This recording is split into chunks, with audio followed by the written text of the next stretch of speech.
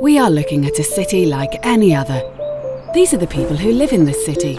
They live, work and play freely, thanks to their rights. Everybody, except him. He cannot study because no school accepts him. He cannot get any medical treatment when he needs it. He wants to be productive, but he isn't allowed to work, let alone go elsewhere or travel. There is something that prevents him from even marrying the person he loves. Can you see it too? He is imprisoned by an invisible barrier. His crime? Being stateless. That means he is not a citizen of any state. With citizenship, he could enjoy all the rights most of us take for granted. But for a stateless person, this is impossible. He is a stateless because of discrimination, war, or the dissolution of a state.